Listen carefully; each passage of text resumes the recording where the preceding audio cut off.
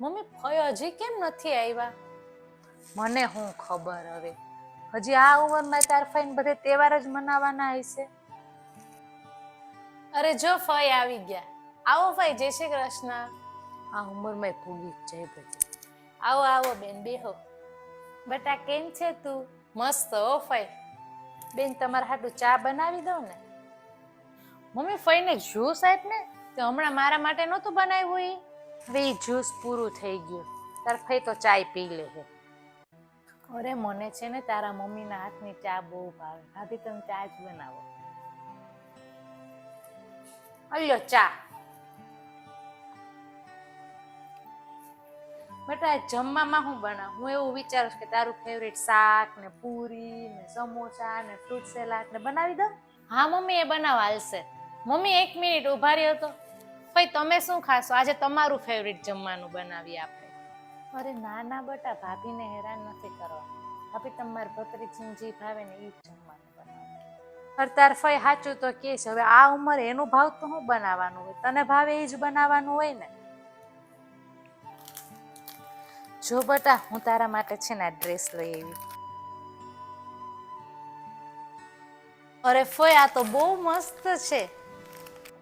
આમાં છે ને તારી ફેવરિટ મીઠાઈ છે, ઓલે તાર માટે લઈ આવી. અને આલે મારા તરફથી સગું હો. ના ફઈ પૈસા રહેવા દો, પૈસા ના આપતા તમે. અરે ઈ તો ફઈનો પ્રેમ કહેવાય, રાખી લે છાનો મુની હવે. મમ્મી ક્યાં છો તું? ફઈ જાય છે, આવને. અરે આવું જ છું હવે, આ સાડી લેવા ગઈ હતી કબાટમાંથી. અલ્યો દીદી આ સાડી. ના લ્યો આ 50 રૂપિયા સગુનના.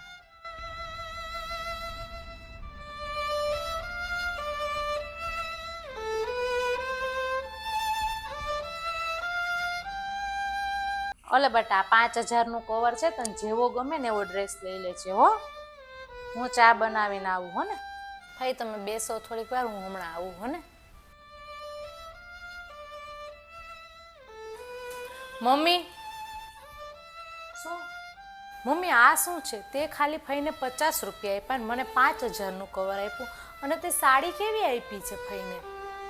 કેમ સરસ તો છે સાડી, સાડીમાં શું વાંધો છે? અને હવે છે ને મારે તને વધારે દેવાની હોય, ફઈને ના દેવાનું. જ્યાં સુધી બા હતા ને ત્યાં સુધી બાએ ફઈને બહુ બધું આપ્યું છે. મમ્મી બધી દીકરી છે ને એક દિવસ ફઈ બની જ જાય છે. જ્યારે હું ફઈ બની જઈશ ત્યારે મારી પણ આ ઘરમાં આટલી જ ઇજ્જત રહેશે. અલ્યો આ તમારું 5000 નું કવર, મારે નથી જોતું, તમે રાખો.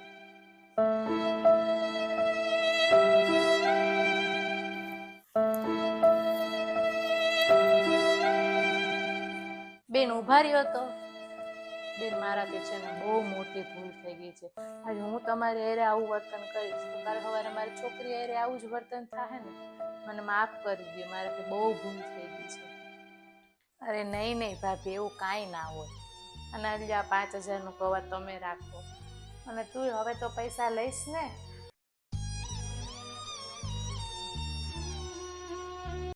જેમ આપણી દીકરી આ ઘરની દીકરી છે ને, એમ આપણી નણંદ પણ છે ને આ જ ઘરની દીકરી છે. આપણે એને દીકરી જેટલું જ માન સન્માન આપવું જોઈએ.